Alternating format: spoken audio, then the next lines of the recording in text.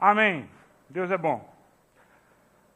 Abram comigo Gênesis capítulo 3. Hoje nós vamos usar só 2 livros, Gênesis e Apocalipse, tá?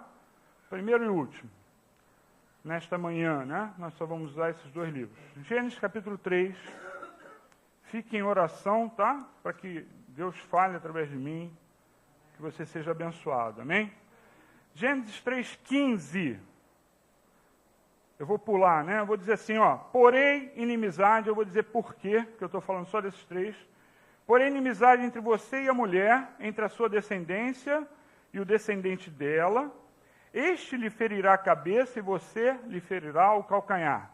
O que eu quero enfatizar com isso? Deus botou propositadamente inimizade, tá? E quando ele fala aqui, ele está falando de Satanás e Jesus, e está falando daqueles que seguem a Satanás, que não tem meio termo. Ou você segue a Jesus ou você segue a Satanás. Então ele está botando inimizade entre esses 2 grupos, que seguem a Deus e que seguem a Satanás. Versículo 17, diz assim: E o homem declarou, visto que você deu ouvidos à mulher, comeu do fruto da árvore do qual eu lhe ordenara que não comesse, maldita é a terra por sua causa. Com sofrimento você se alimentará dela todos os dias da sua vida. O que eu quero que você só destacar aí? A terra foi amaldiçoada por causa do pecado de Adão. E a gente vai ver isso também. Versículo 19. Olha o que está escrito aí. Com o suor do seu rosto você comerá o seu pão, até que volte à terra, visto que dela foi tirado, porque você é pó, e ao pó voltará. O que ele está falando aí? Então, o pecado de Adão, ele teve 3 consequências, tá? Só essas? Não, mas eu estou destacando 3. Isto é a morte. Ele voltará à terra significa você vai morrer, tá? Em outras palavras, é isso que está acontecendo aí. Amém? Feche seus olhos agora, vamos orar novamente. Senhor, obrigado, Pai, por esta manhã, obrigado pela tua mensagem, que eu possa ser usado por ti, Senhor. Que cada um aqui receba, Senhor, com o coração pronto para receber a semente, Senhor. É o que eu te peço, em nome de Jesus. Amém. Amém. Então, houve essas 3 consequências do pecado de Adão, tá? Então, eu vou começar, né, falando da terra para você entender, tá? É só para entendimento, ela não tem a ver com a pregação no total, mas você tem que entender por que você, às vezes, tem um problema no trânsito, porque a água jorrou e aconteceu não sei o quê. Por que acontece, né, essas coisas? Por que o mundo é assim? Por que tem enxurrada? Por que tem terremoto? É por causa disso aqui, tá? Então, entenda, né, isso. Então, a primeira consequência é que, e algumas pessoas não entendem, né, é que a terra sofreu por Adão ter cometido um erro, cometido um pecado. Como é que Deus criou os vegetais e animais, astros do universo? Como é que Deus criou essas coisas?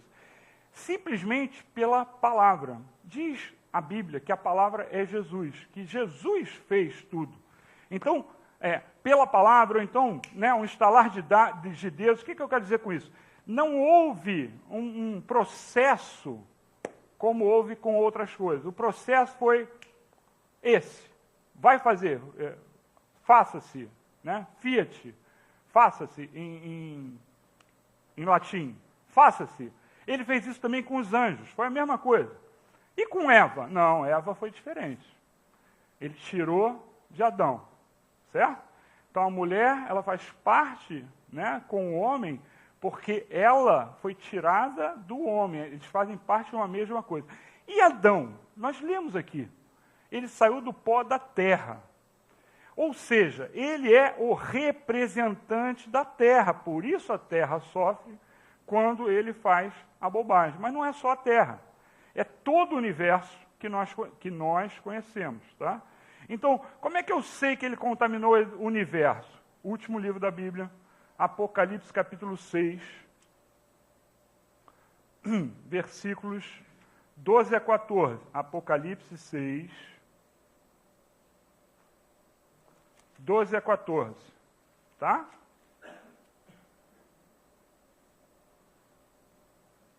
Eu vou lendo, tá? Para adiantar. Então diz aqui, ó.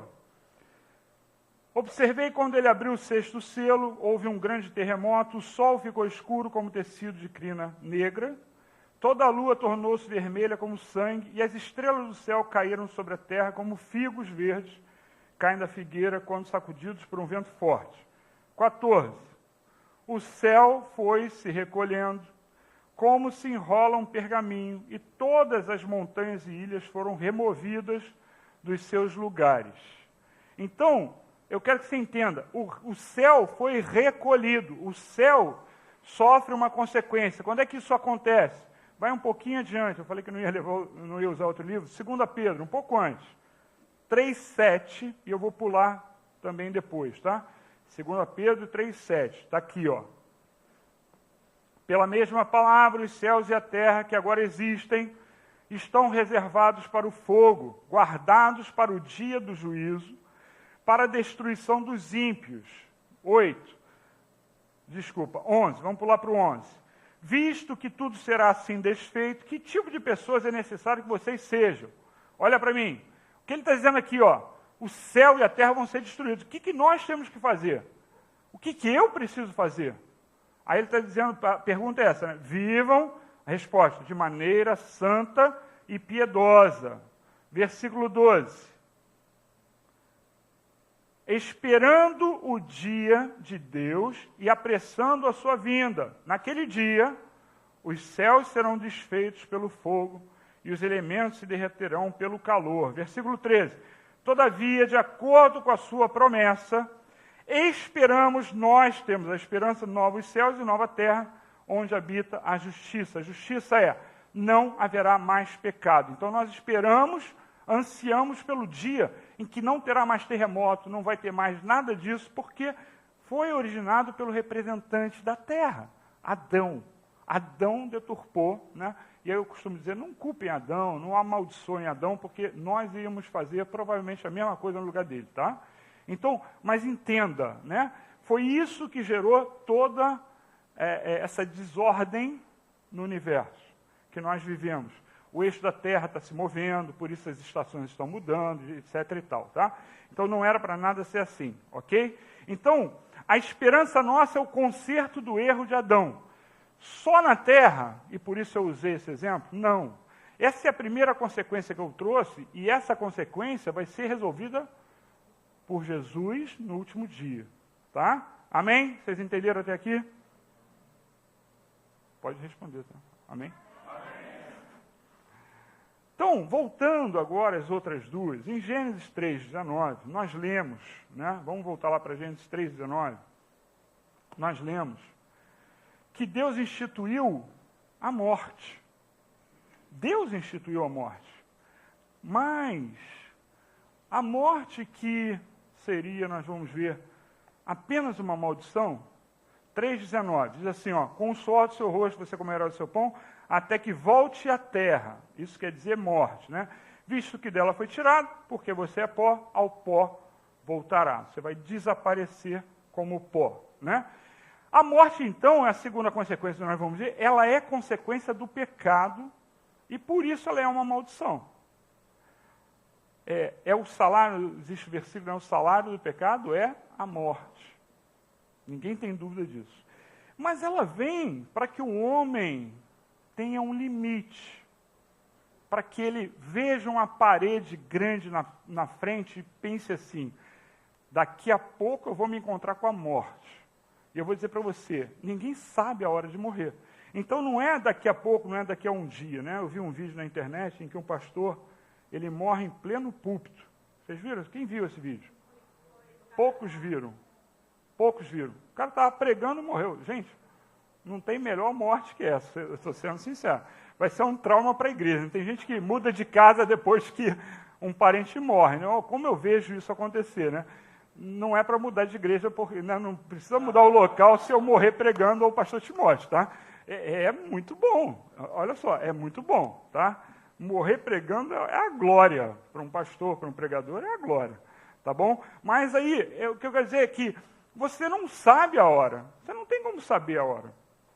Ela vem como consequência do pecado, mas ela vem também para que a gente seja confrontado. Existe aqui um limite, uma parede.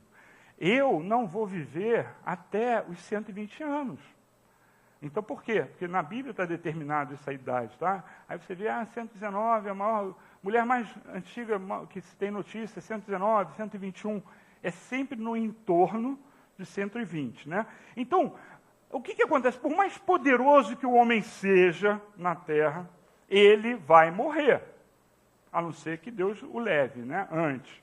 Mas se não for por Deus levar, ele vai morrer. Então, o que era uma maldição passa a ser uma bênção, porque te obriga a pensar.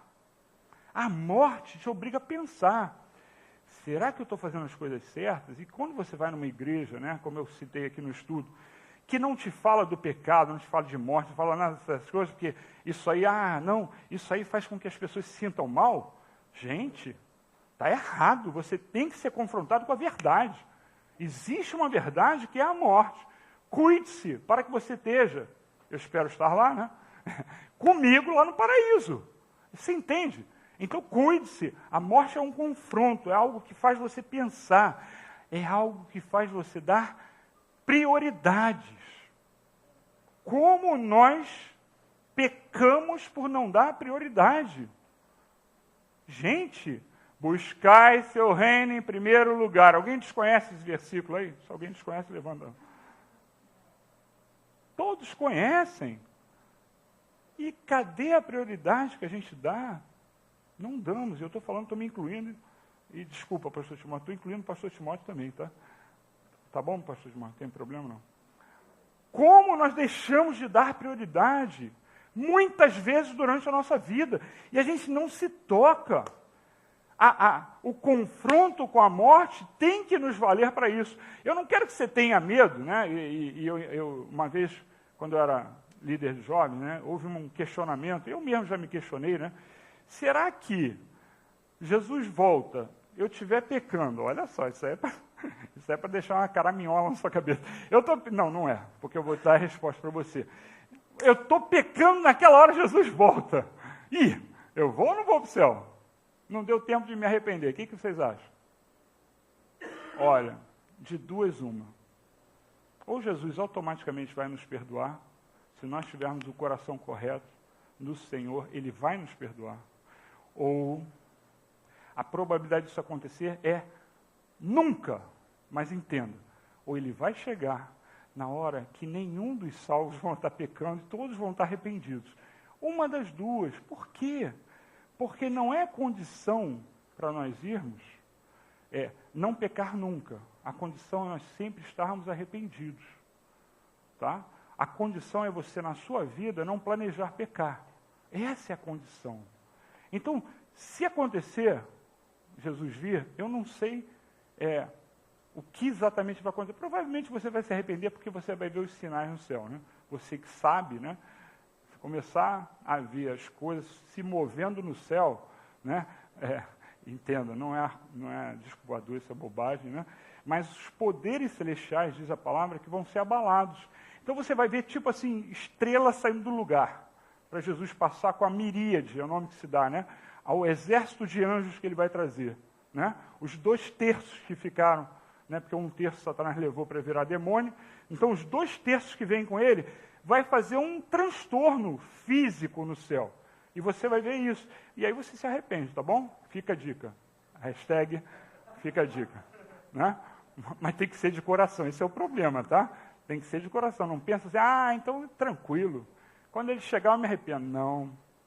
Se você já planejar isso, teu coração já está errado, tu não vai. Então pensa, tá? Então, é um confronto. É um confronto, a morte, a volta do Senhor, é um confronto.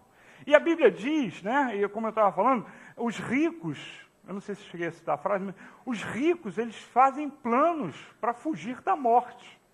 Né? Eles criaram a criogenia. Eu vou falar o que eu entendo, tá? O cara está doente, doença terminal hoje. Ele pensa assim, daqui a 20 anos, ele deixa uma cartinha, estou brincando, não é assim não, mas é um testamento mesmo, dizendo assim, quando descobrirem a cura para não sei o que eu tenho, que é uma doença mortal, você me descongela e isso é criogenia, isso é verdade, tá? Muitas pessoas estão hoje congeladas antes de morrer. O Walt Disney está nessa? Eu não sabia. Então, coitado dele, tinha que se arrepender, mas tudo bem. Não pela Pocahontas, não foi ele que fez o desenho. Mas vamos lá. Isso é posterior a ele. Então, o que acontece? Eles tentam fugir da morte. Aí eles são rapidamente congelados, tá? Que eu saiba isso, tá? Não estudei o assunto, mas é pelo que eu sei. Rapidamente são congelados, ficam congelados, então o estado dele fica melhor do que o estado de alguém que seria congelado aos poucos. Aí você tem no ar, umidade, aí vai queimar a tua pele, vai fazendo... Então, a criogonia é um troço para conservar, sem danificar o seu corpo, e aí, teoricamente, você, como se a alma não existisse, o espírito não existisse, é uma bobageira danada, na minha opinião, tá? Mas eles tentam fugir da morte. Aí tem um filme do Schwarzenegger, se não me engano, que a pessoa é clonada várias vezes e fica com as memórias. Ele mantém a memória, passa a memória para o computador, olha só como a imaginação do homem, né? Tudo para fugir da morte, hein? Eu pego o computador, puxo a minha memória para cá, aí ele pega e me faz um clone. Aí repõe a memória. O que é isso? É viver eternamente. Então o homem, ele tenta fugir da morte, mas existe uma coisa muito mais simples. Aceita, Senhor Jesus Cristo, como seu Senhor e Salvador, e você vai viver eternamente. É muito mais simples. O plano de Deus é muito mais simples. Isso é muito mais complicado. Apostar em clonagem, apostar em criogenia, é uma bobagem. Porque você não sabe se vai dar certo. No mínimo, porque você não sabe que vai dar certo, se vai dar certo, né? Então, sabe, ele tenta fugir, tenta prolongar. Mas já há uma fórmula divina que é muito mais simples do que a da ciência, aceitar a Jesus. Amém? Amém. Deus, então, ele põe um tempo máximo, Gênesis 6:3, só para você ver, tá? Você que talvez não saiba. Gênesis 3:6, eu vou ler direto, tá? Em 6:3. Então disse o Senhor, por causa da perversidade do homem, meu espírito não contenderá, não brigará com ele para sempre, eternamente, em outras versões. Ele só viverá 120 anos, tá? E isso é uma introdução para o próximo tema. E aí eu queria, mantenha aberto aí, né? Eu não vou ler Gênesis 3:15, que nós já lemos, que é o quê? Nós temos uma outra barreira.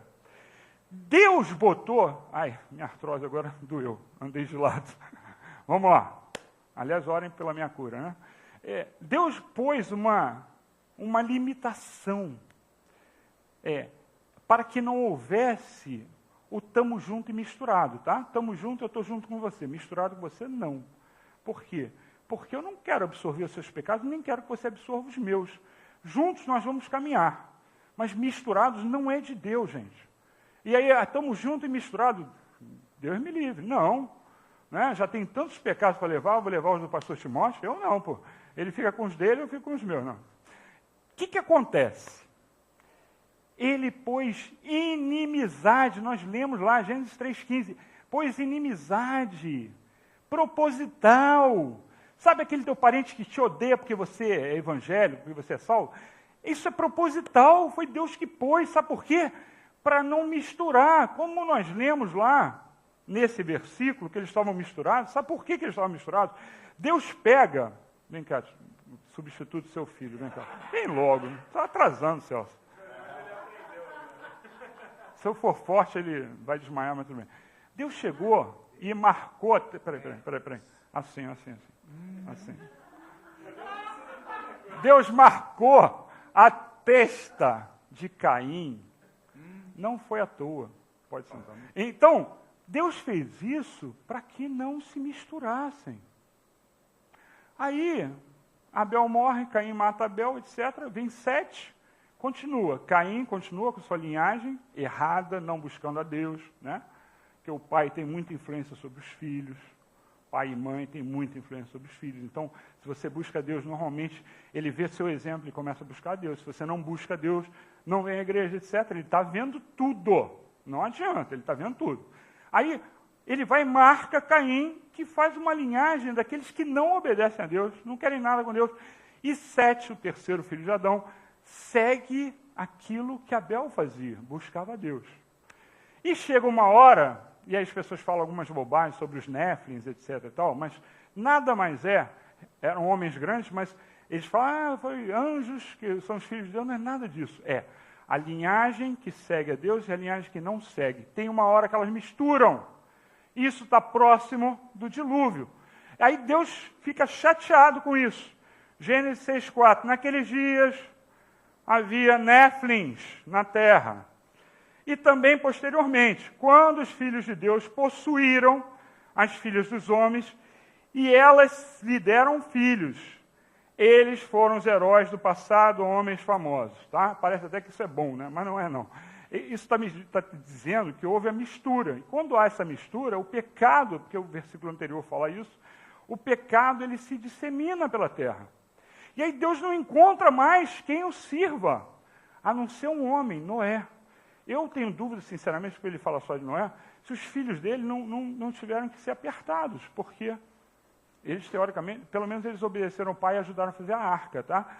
Mas ele fala só de Noé, não fala da mulher de Noé, nem dos filhos, nem das mulheres dos filhos. Então, era tipo assim, só Noé, gente. E ele começa toda a humanidade novamente. Ele destrói a humanidade, aí eu falo, né, na aula que a gente tem aqui, ele faz a arca simbolizar Jesus Cristo. Porque Cristo, Jesus Cristo, nos salva. Salva a humanidade. O que ele fez com a arca foi isso. Ele salvou a humanidade através de 4 casais. Tá? Olha, eu posso discutir com você que não acredita nesse fato, tá? Depois eu posso até discutir. Eu acredito em Jesus, eu acredito em Paulo, mas nesse fato não. Eles citam Adão e Eva, tá? Mas vamos lá, continuando. Então, Deus fez algo de propósito para que eles não se misturassem. Eles vão e se misturam, né? Para que não haja o junto e misturado. Ele pôs em inimizade. E mesmo assim eles se misturaram. Trazendo para os nossos dias. Em todos os tempos, existiram e existem pessoas que pensam que são servos de Deus. Que pensam que vão se salvar. Mas o próprio Jesus diz daqueles que curavam, gente, em nome dele. A pessoa chega diante de Jesus e fala assim, Jesus contando isso, vocês vão chegar lá e dizer, em teu nome eu fiz milagre, em teu nome ele vai... Jesus dizendo, eu vou te dizer, não te conheço. Por quê? Isso é uma palavra dura, porque nós temos que entender. Nós não podemos ser os juntos e misturados. E nós temos um tempo, nós temos um limite para tomar essa decisão. Para algumas pessoas pode ser hoje. 2 vezes. Não vou falar isso, senão você não vem mais à igreja. Não, eu vou falar. Não se acovardem, tá? Por favor. Por 2 vezes eu falei sobre um tema parecido com esse, sobre morte. 2 pessoas morreram, e porque eu falei, foram consoladas também. Tá? Ok? Eu falei o tema, e logo depois aconteceu com as pessoas. Eu não quero que ninguém morra aqui. Mas você tem que entender que eu não tenho que agradar você com as minhas palavras. E você precisa, e o dia da decisão é hoje. O dia de você dar prioridade para Deus é hoje. Não é o amanhã, porque você não sabe o que vai acontecer até amanhã. Tá? Eu até, às vezes, sou criticado porque as coisas ficam na minha cabeça. Né? Os planos, eu vou passando aos poucos. Né? Eu fui criticado há menos de uma semana atrás. Mas, por causa disso. Mas, às vezes, eu não consigo, porque quando eu transmito, as pessoas, às vezes, não entendem. Então, mas, gente... tem que continuar. Se eu morrer, se for para mim essa, a igreja tem que continuar. Vocês são um corpo. Tem que continuar. Amém? Amém. Então, todos nós, se alguém falecer, nós temos que continuar. E que você entenda, mas entenda melhor que isso, é que existe um paredão na sua frente. E você tem um tempo que você não sabe qual é, para tomar uma decisão. E você tem uma linha, além do paredão, você tem uma linha, que é quem vai ser salvo e quem não vai ser salvo. São dois limites. Um é lateral, outro é transversal. Não, longitudinal. Entendeu? Então, um é na direção que você caminha. O outro é a sua escolha de vida. Nós precisamos entender e viver dando prioridade ao que é prioridade. Eu não quero que você venha aqui e esquente banco. Eu quero te encontrar no céu. Amém? Eu não quero satisfazer o seu ego. Eu quero encontrar você no céu. Amém? Então, que você entenda. Todas as épocas há isso, essa mistura. As igrejas se corrompem, não porque foi proposital, não. Preste atenção. Existem igrejas, e não é o nosso sistema aqui, que é um sistema diferente. Não vou falar o nome da igreja, a maioria deve saber, mas os membros conduzem o pastor. Gente, preste atenção. Se o mundo está tudo misturado, então a chance de um monte de membros, ou da maioria dos membros, tá? Existem dois sistemas assim um pouquinho diferentes, não vou citar. A maioria dos membros estar errado é muito grande. Aí conduz a igreja toda errada. Ah, mas pastor, se o pastor só, num outro tipo de igreja, que a gente dá o nome de presidencialista, tá? Não me pergunte por quê, mas esse é o nome que se dá. Ou episcopal, né? Tem igrejas que são presidencialistas e não tem bispo, né? Mas tudo bem. Se o pastor estiver errado, ele também vai conduzir todo mundo. Mas, gente, vocês estão aí para sentir pelo Espírito. Vocês têm que discernir pelo Espírito se eu e o pastor Timóteo temos ou não o Espírito. Se a gente não tiver, eu vou falar muito sério, se você não eu não sinto que ele tem a unção de Deus, não. Vai embora. Procure um pastor que tenha. Eu estou falando sério. Eu sei o que Deus me usa para fazer. Mas você pode ter dúvida. Então, gente, você tem que procurar, porque é assim que funciona. Eu não vou passar a mão na sua cabeça, porque eu quero que você... a história de Jesus, né? Se uma mão me faz mal, corta a mão. É isso que ele fala. Não é para fazer isso. Isso é uma alegoria, tá? É simbolismo, por favor, hein? Não quero ninguém amputado aí. Mas ele fala isso por quê? Porque nós temos que sim sacrificar coisas. A gente tem sim que pensar nisso. Eu não vou. Se eu tiver que falar para você e você chegar sem um braço, uma perna, etc. tal, eu quero que você chegue no céu. Entenderam? Eu não vou ficar afagando a sua cabeça. Não vou fazer isso. Amém? Amém. Na época de Jesus existia um grupo, os fariseus. Se Jesus batia direto, vocês falam isso, mas não falam e tal, né? Que conheciam a lei, mas não conheciam Deus. Eles achavam que conheciam a lei. Na verdade, eles tinham a interpretação deles para a lei. E Jesus fala, foi Paulo que falou, a letra mata, né? O que vivifica é o Espírito. Mas Jesus, ele vai e bate que esses caras eram radicais na palavra, mas não eram no coração. Então, todo momento você vai ver isso. Em todas as igrejas você vai ver isso. Você tem que entender. E você tem que optar pelo lado certo. Hoje você tem que optar. Pode ser que hoje você esteja se afastando e nem percebe. De dar prioridade ao que é prioridade. Nós, hoje, podemos conhecer a Deus. E aí vem uma das coisas que nós cantamos aqui. Nós podemos hoje conhecer a Deus como se conhece um amigo. E aí, naquela música que foi cantada aqui, né, nós cantamos sobre Jesus, ser o nosso amigo, e cantamos sobre a obra dele na cruz. Então, foi fantástico, porque ele não tinha a menor ideia que eu ia falar sobre isso. Ia citar amigo aqui. Então, você pode conhecer como um amigo, porque Jesus disse assim, quem me conhecer vai conhecer o Pai. Você tem a oportunidade ou de conhecer hoje, ou de se aproximar de novo do seu amigo, que talvez você esteja afastado. Talvez você não tenha dado as prioridades corretas. Talvez por minha causa, eu espero que não seja, né? Mas talvez por minha causa você tenha dado uma esfriada. Eu não quero que você esfrie por minha causa. Eu espero que você me fale para eu pedir perdão para você. Na verdade, a Bíblia diz que se você sabe que alguém tem alguma coisa contra você, vá lá e peça perdão. Então, se você falar, eu vou te pedir perdão. Ok? Porque é bíblico. Sabe? Mas o problema nessa caminhada aqui que tem uma parede é que as pessoas não percebem um lado e outro. E tem uma coisa terrível chamado em Apocalipse, abram o Apocalipse aí, último livro da Bíblia. Capítulo 3, a igreja de Laodiceia. Versículo 14. Nós vamos ler de 14 a 16.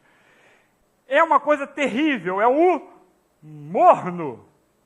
O morno é terrível, porque você não percebe que está, na verdade, frio. Você pensa que está morno, né? Você está morno porque você não é nenhum nem outro. E a palavra diz assim, ó, ao anjo da igreja de Laodiceia, escreva, estas são as palavras do Amém, a testemunha fiel e verdadeira, o soberano da criação, ó como foi ele que criou, né? De Deus. 15. Conheço as suas obras, sei que você não é frio nem quente. Laodiceia, uma igreja que representa todas as igrejas até hoje, tá? Não foi para ela esse recado, foi para todas as igrejas. Melhor seria que você fosse frio ou quente. 16. Assim, porque você é morno, não é frio nem quente, estou a ponto de vomitá-lo da minha boca. Se você tem dúvida, se aqueça, porque você pode ser vomitado por Jesus. Ele quer dizer que você é melhor você estar no lado daqueles que odeiam o Evangelho do que você seja um esquentador de banco, um amigo do Evangelho. Você precisa se decidir. É isso que está escrito aqui. Você tem a chance de fazer isso hoje. Deus está a ponto de vomitar o morno. O morno é o misturado. Cada vez mais Satanás faz todo o esforço para que a igreja seja morna. A igreja não pode ser morna. Para as pessoas é muito mais fácil que a igreja seja morna. Vai receber muito mais gente aqui. Vai encher de gente morna. Eu não quero isso, pastor Timóteo não quer isso. Eu espero que você também não queira isso. O frio, né, ele tem a chance de virar o jogo. O quente já está quente, o morno, ele acha que está bem. Esse é o problema. O morno é aquele que vem à igreja, gosta da música, mas não se compromete. Não se compromete. Gosta da música, a palavra é radical do pastor, ele é muito radical, mas eu gosto da palavra dele, né? Mas não se compromete. Ora está de um lado, ora está do outro. Um pé aqui, outro lá, ou acolá, né? Como se dizia antigamente. No reino de Deus não existem mornos. Não existe. Você precisa ter, eu não separei o versículo para te mostrar. Para ser salvo, você precisa ter a certeza de que é salvo. Tá? Eu não vou conseguir achar o versículo agora, mas está escrito isso, creia em mim. Está escrito que para você ser salvo, você tem que ter certeza de que é salvo. Se você não tem a certeza, fala assim, Deus do céu, eu quero ter essa certeza no meu coração. Como é que você faz isso? Como é que você faz isso? Sentindo que Jesus está contigo. Se comprometendo com o Senhor. E você pode sair dessa reunião com este amigo Jesus. Vocês entendem? Nós podemos sair daqui tendo a certeza, né, que encontramos o amigo Jesus ou nos renovamos a nossa amizade com Ele e deixamos de ser mornos. Amém? Amém. está fraco. Amém? Você pode sentir a Deus. Você pode conhecer a Deus. Você pode saber, ter certeza que Ele está dentro de você, que Ele existe, que Ele te ama, que Ele te quer. João, capítulo 15, Evangelho de João, capítulo 15, versículos 13. João 15, 13 a 15. Acharam? 15, 13 a 15. Eu vou lendo, tá? Ninguém tem maior amor do que aquele que dá a sua vida pelos seus amigos. Versículo 14. Vocês serão meus amigos se fizerem o que eu lhes ordeno. Versículo 15. Já não os chamo servos, porque o servo não sabe o que o seu senhor faz. Em vez disso, eu os tenho chamado amigos, porque tudo o que eu vi de meu Pai, eu lhes tornei conhecido.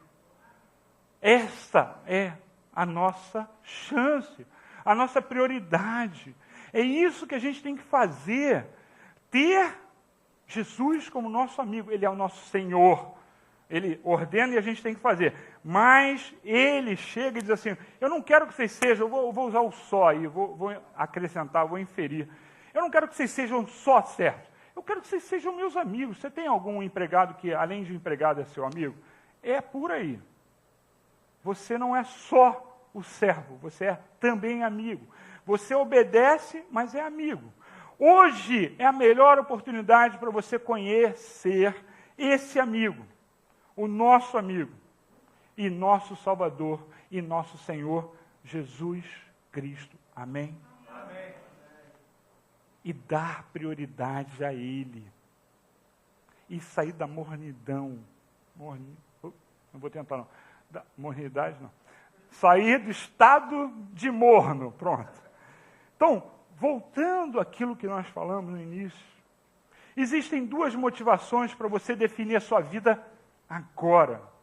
A primeira é, de que lado você está?